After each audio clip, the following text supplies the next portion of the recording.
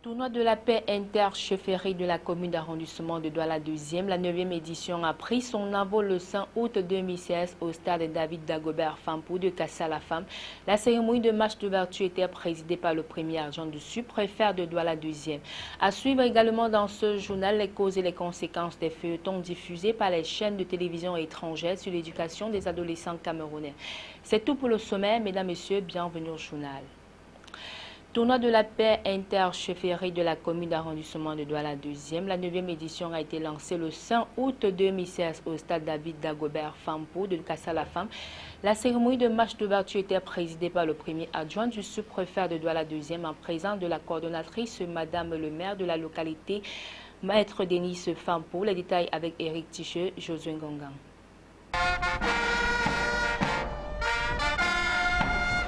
Elles sont 4 équipes A, B, C et D constituées des jeunes scolarisés représentant les 33 chefferies que compte l'arrondissement de Douala 2e qui vont animer cette 9e édition du tournoi de la paix. En guise de match d'ouverture, l'équipe D en maillot noir était opposée à l'équipe B en blanc qui a remporté la partie avec un score de 3 buts contre 2 pour son adversaire. Un véritable spectacle qui a émerveillé les milliers de spectateurs épris de paix. Ce tournoi de la paix a prouvé qu'il est un tournoi très intéressant pour les jeunes et surtout que ce tournoi trouve sa justification dans le contexte solaire. Donc, tournoi de la paix, donc, tous les 33 chauffeurs du quartier ont adhéré à ce concept. Cette 9e édition est également une édition de préparation du 10e anniversaire, d'où le lancement du concours pour la conception du logo de la 10e édition en 2017 qui se veut grandiose. Parce que 10 ans, ce n'est pas 10 mois, ce n'est pas 10 jours, ce n'est pas 10 ans, mais c'est quand même 10 années. Donc, vous avez suivi tout à l'heure le communiqué qui voudrait que les jeunes s'inscrivent pour le logo du 10e anniversaire. Donc, vous allez découvrir beaucoup. Placé sous le haut parrainage de Jean-Stéphane Biatia, secrétaire exécutif des Synergies africaines, et sous la coordination de Maître Denis Fampou, pendant un mois, les jeunes venus des différents quartiers de l'arrondissement vont vibrer au rythme des rencontres de football baptisées Tournoi de la paix, au travers duquel les jeunes se détendent tout en développant les valeurs d'amour et de paix.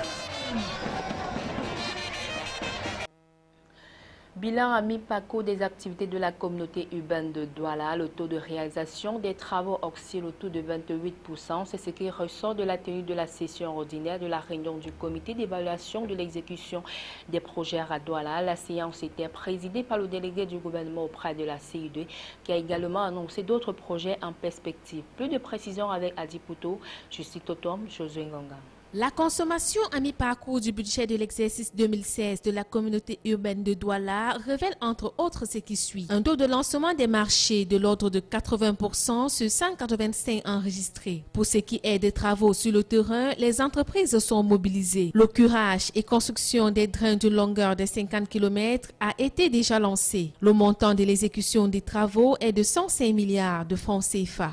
Oui, je suis satisfait de ce bilan mi-parcours, même si les chiffres ne reflètent pas exactement l'ampleur du travail qui est fait sur le terrain. Parce que le taux de réalisation est autour de 28%, et moins de 30%. Qui est des travaux sur le terrain, vous l'avez constaté, toutes les entreprises sont mobilisées. Et ce qui nous intéressait particulièrement, c'est des travaux qui concernent les drains, les grands travaux que toute la population attendait. Donc l'effectivité de leur début sur le terrain étant déjà là, Pour ce volet, le rendez-vous a été donné pour octobre 2016 pour le second bilan. Par ailleurs, le délégué du gouvernement a annoncé le début de la commercialisation des logements aux standings de la cité des cinquantenaires. Dans la même lancée, un partenariat avec la mairie de Bordeaux aura également lieu pour la construction d'un point d'embarquement pour l'île de Manoka dans l'arrondissement de Douala 6e. Quant aux travaux de la réfection de l'hôtel de ville, ils démarreront en septembre prochain et sont budgétisés à 460 millions de francs CFA. Quant aux travaux d'urbanisation, la communauté urbaine de Douala a mis en place des plaques sécurisées pour les permis de bâtir. Toujours dans la même vision, la communauté urbaine de Douala a décidé de rendre la ville plus attractive à l'occasion de la CAN féminine, puisque la ville de Douala est une zone de transit vers Limbé. Comme autre innovation, il y aura également une plateforme de collaboration et d'échange entre la communauté urbaine et les mairies. L'on tient compte des services de population, des contribuables de notre cité. On peut dire, sans se tromper, que ce taux de réalisation est satisfaisant. Mais en ce qui concerne la collaboration entre la communauté et les CAD, la plateforme mise sur pied constitue justement à résoudre un certain nombre de problèmes. Donc cette collaboration pour le moment connaît certains problèmes, mais nous pensons qu'à l'avenir les choses vont s'améliorer. Au terme de ces échanges, il apparaît que les autorités de la ville de Douala travaillent de concert pour le développement malgré les difficultés rencontrées. Accord de partenariat économique avec l'Union européenne, le Cameroun bénéficie déjà des retombées. Au niveau de la douane, il y aura désormais une réduction de l'ordre de 25% sur le dédouanement des marchandises de première nécessité. C'est ce qui ressort de la réunion de la Direction générale des douanes tenue à Douala avec les opérateurs économiques. Reportage. La direction des douanes du Cameroun a décidé depuis l'entrée en vigueur des accords de partenariat économique avec l'Union européenne depuis le 3 août 2016, décidé par le chef de l'État de passer à une réduction de 25% des frais de dédouanement. Cette réduction est valable pour certains produits de son catalogue du groupe 1. Il s'agit des produits agroalimentaires, des produits phytosanitaires, des papiers journaux, des livres, des appareils de déchargement et de manutention, des ordinateurs, du matériel électrique, des fauteuils roulants pour handicapés, des véhicules spéciaux pour incendie et ambulances et certains appareils médicaux. Tout ceci sera mené à bien par un système de transport direct. L'accord parle du principe du transport direct. Et cela veut dire que la marchandise va quitter l'Union européenne directement pour le Cameroun. C'est-à-dire, dans le titre des transports, la LTA pour le connaissement, il faudra avoir comme destination finale le Cameroun, et comme origine, et comme provenance, je veux dire, l'Union européenne. Cela veut dire que si une marchandise séjourne, n'est-ce pas, dans un autre pays qui n'est pas un pays de l'Union européenne et qui répond aux exigences, qui remplissent les conditions d'origine, on ne va pas accepter ça dans le cadre de ces démantèlements. Par ailleurs, le directeur général des douanes précise que ce mariage avec l'Union européenne entraînera un contrôle réciproque des certificats d'originalité et de conformité des marchandises, ce qui contribuera naturellement à la réduction de la prolifération des produits contrefaits. En outre, la réduction des frais de dédouanement mis par coût des projets en cours risque, d'après certains observateurs, d'impacter négativement sur la rentabilité attendue. Là-dessus, la douane rassure que l'impact, s'il y a lieu, pourra être géré sur la fiscalité interne. Cette réduction des frais de douane est un ouf de soulagement pour les économies camerounaises qui déjà étaient asphyxiées par des taux exorbitants. Il reste maintenant à appliquer la même politique sur la totalité des marchandises importées. Programme national de développement participatif, la troisième phase dans la région du Nord est en marche. L'atelier de lancement de cette autre phase a eu lieu à Garoua. Toutes les parties prenantes ont convenu capitaliser les retombées de cette autre étape pour accentuer le développement local, et ceci sur le regard du gouverneur de la région, Jean Abaté Edi, et de la coordonnatrice nationale du PNDP, Marie-Madeleine Nga. Jusqu'à Armand Bonnier et Recticheux. Pour cette troisième phase, l'objectif est de renforcer la gestion des finances publiques et des procédures de participation en vue de garantir la fourniture en infrastructures durables et de qualité qui s'appuie sur trois composantes, notamment l'appui au développement local, l'institutionnel et le renforcement des capacités, la coordination, la gestion, le suivi, évaluation et la communication. Pour sa part, le PNDP remplira son cahier de charges, mais l'apport des communautés locales ne sera pas un facteur à négliger. Nous allons travailler à l'intérieur de la commune de manière à asseoir un dialogue permanent et transparent entre la commune et les administrés. Parce que c'est aussi ça la décentralisation, cette proximité, ce rapprochement, de manière à ce que les bénéficiaires puissent apprécier effectivement la qualité du travail qui est fait pour eux. Pour cette autre phase dénommée PNDP 3, un guichet performance a été créé afin d'impulser la compétitivité de performance entre les communes. La performance des communes à pouvoir bénéficier de cette phase sera la plus attendue, puisque selon les critères bien définis, elles seront récompensées. Pour impulser une compétition saine entre les communes, de manière à ce que celles qui vont performer à travers les critères retenus et qui vont leur être donnés, ces communes vont être récompensées à partir de l'année 2017. Une année après, on va apprécier donc chaque année, les communes qui auront été performantes vont être récompensées. Plusieurs des réalisations sont à mettre à l'actif du partenariat PNDP Communes du Nord, mais les maires ont encore bien des attentes et priorités. Nous attendons beaucoup de financement et beaucoup de soutien de la part du PNDP pour que tous les projets qui ne sont pas achevés et dont on a le souci d'implémentation soient achevés.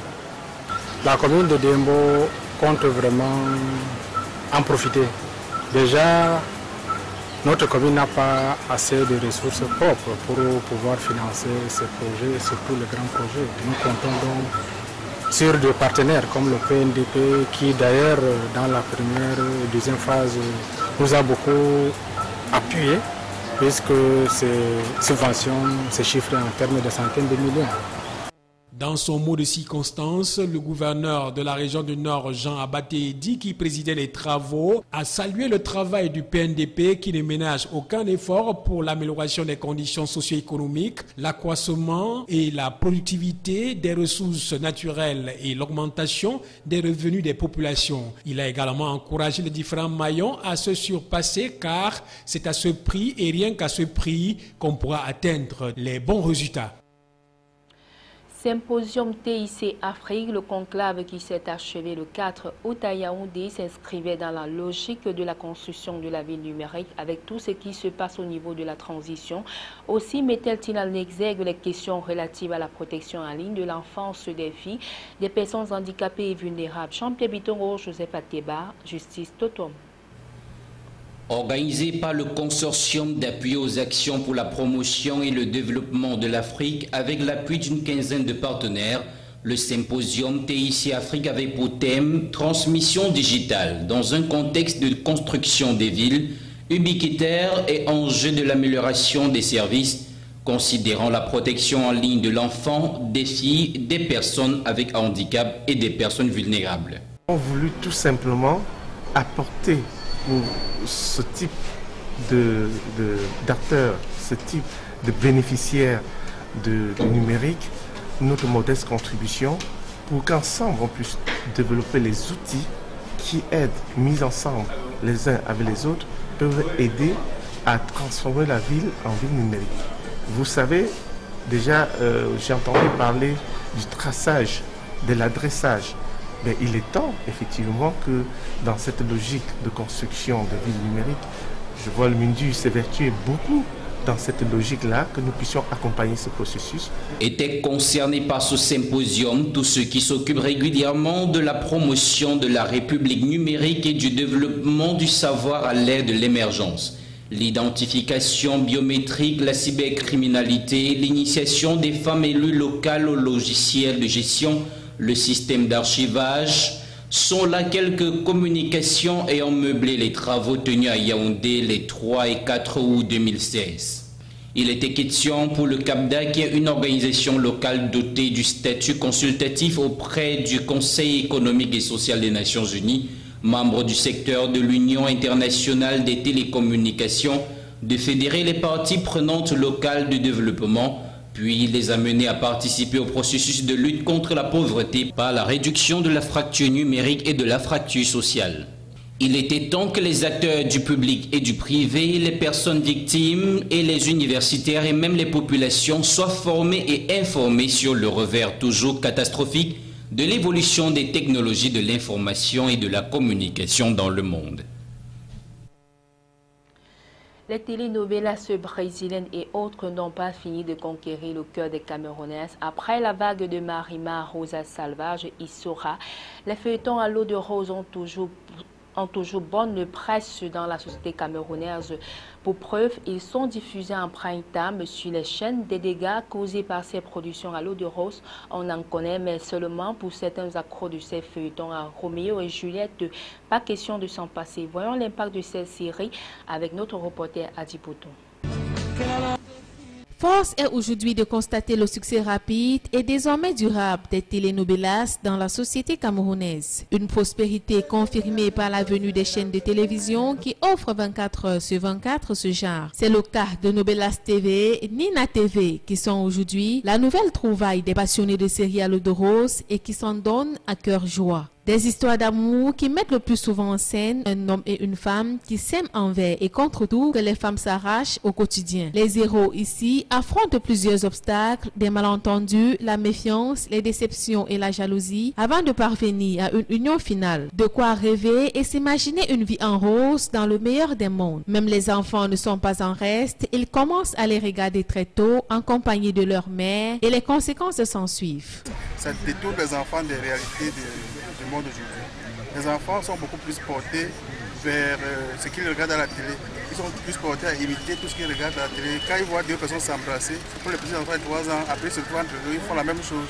Et c'est comme ça qu'aujourd'hui, à moins de 8 ans, les enfants sont émancipés. Il est bien vrai de parler de l'amour aux enfants déjà à un certain âge. De leur parler de l'amour et sexuellement, tout ça. Mais c'est pas aussi de dire qu'on va se mettre à visionner chaque fois l'amour avec les enfants, non. Pour moi, c'est pas poli. L'éducation des enfants, parce qu'après nous les laissons à la maison, on ne sait pas ce qui se passe avec les voisins et tous les petits amis, nous ne sommes pas à la maison avec eux. Même dans les établissements, beaucoup de choses se passent aujourd'hui. Et ce n'est pas tout. Les effets de ces feuilletons dans certains foyers sont souvent des plus néfastes.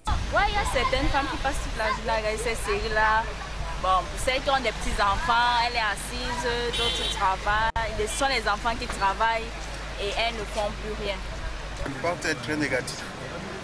On a vu les femmes perdre leur foyer à cause de séries télévisées. Parce que parfois les sangs, les maris de feu, le foyer a pris le feu et la maison s'est brûlée. Et il n'y a aucun mari qui supporte ça. Bien que l'influence des telenovelas sur certains adeptes soit peu reluisante, il faut dire que le rôle régalien de ces feuilletons est de divertir. Il appartient donc à chacun d'en faire bon usage afin que ces séries ne soient pas un facteur de déperdition sociale. C'est ici que nous mettons un terme à cette édition du journal sur Camnews 24. Merci de votre aimable attention et bonne suite des programmes.